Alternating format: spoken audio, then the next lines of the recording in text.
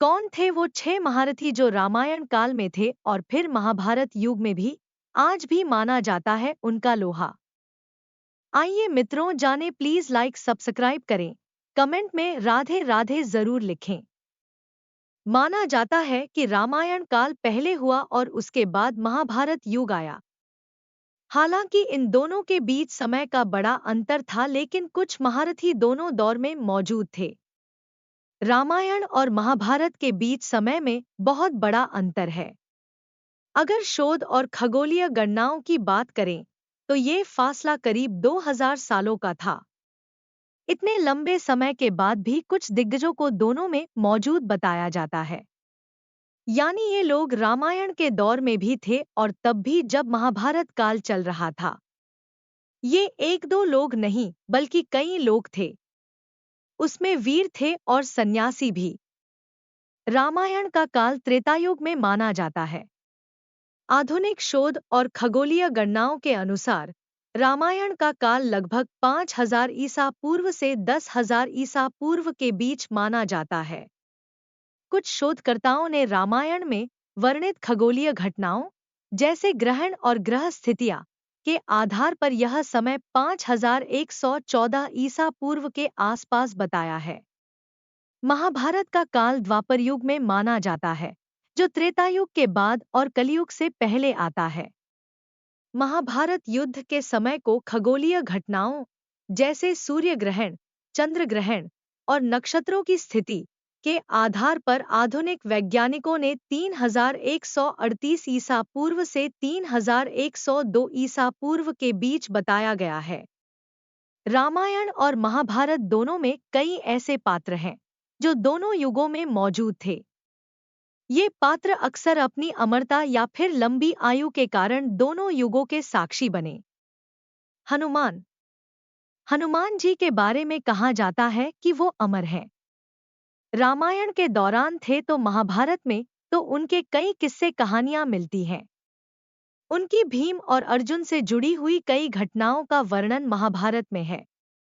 रामायण दौर में तो वह राम के प्रमुख महारथी थे। दोनों युगों में उनकी मौजूदगी पुख्ता तौर पर मिलती है। भीम जब द्रौपदी के लिए दुर्लभ फूल लेने निकलते हैं, तब रास्ते में भीम से उनकी मुलाकात होती है। वहीं भीम महाभारत युद्ध के दौरान अर्जुन के रथ पर विराजमान रहते हैं। जामवंत। आप बेशक हैरान हो रहे हों, लेकिन रामायण दौर में राम की सेना के प्रमुख योद्धा और रणनीतिकार जामवंत भी दोनों युग में मौजूद थे। अगर वह रामायण काल में वानर सेना के प्रमुख योद्धा थे तो महाभारत में उन्होंने श्री कृष्ण से युद्ध किया था। उन्हें अमर बताया जाता है। युद्ध के अंत में जब जामवंत श्री कृष्ण के दिव्य स्वरूप को पहचान गए तो उन्होंने युद्ध रोक दिया। उन्होंने समझ लिया कि यह वही भगवान राम हैं, जिनकी उन्होंने त्रेतायुग में सेवा की थी। ये युद्ध एक मणि को लेकर हुआ था, जिसे चुराने का आरोप कृष्ण पर लगा था। परशुराम। परशुराम को विष्णु का छठा अवतार कहा जाता है। रामायण में उनका जिक्र तब आता है जबकि राम सीता के स्वयंवर में शिव धनुष तोड़ते हैं, तो परशुराम क्रोधित होकर उन्हें चुनौती देते हैं। इसके बाद उनके महाभारत काल में भी जीवित रहने का जिक्र आता है।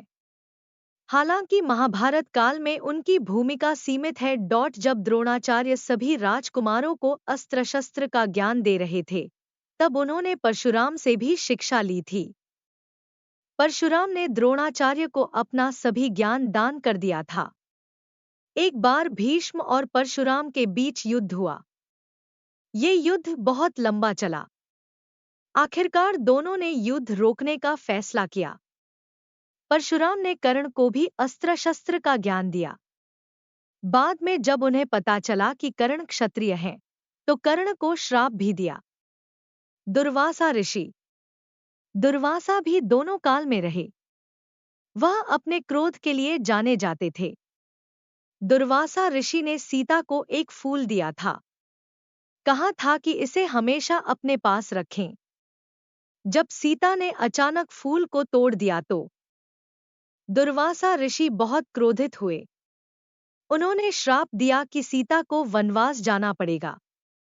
महाभारत में भी दुर्वासा ऋषि की भूमिका महत्वपूर्ण है। वे कई बार कौरवों और पांडवों के जीवन में हस्तक्षेप करते हैं, उन्हें श्राप देते हैं। दुर्वासा ऋषि ने एक बार द्रौपदी का अपमान किया था, जिसके कारण द्रौपदी बहुत दुखी हुई। पांडवों के वनवास के दौरान भी वह द्रौपदी से कहते हैं कि उनके लिए भोजन तैयार रखें। वह शिष्यों के साथ स्नान करके इसे ग्रहण करेंगे। नारद मुनि, वह दोनों महाकाव्यों में एक संदेशवाहक के रूप में दिखाई देते हैं। सभी देवी देवताओं के बीच संदेश ले जाते थे। रामायण में नारद मुनि अक्सर देवताओं और ऋषियों के बीच संदेश ले जाते हैं।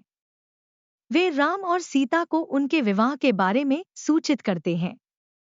रावण के अत्याचारों के बारे में भी देवताओं को बताते हैं।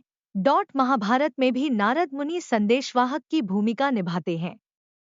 वे कौरवों और पांडवों के बीच संदेश ले जाते हैं, युद्ध के बारे में सूचना देते हैं। विभीषण, रामायण में वह रावण के छोटे भाई थे लेकिन राम के भक्त थे। वह महाभारत काल में भी जीवित थे। उन्होंने राम को रावण को पराजित करने में मदद की, फिर लंका के राजा बने। उन्हें अमरत्व का वरदान प्राप्त था। धन्यवाद। राधे राधे।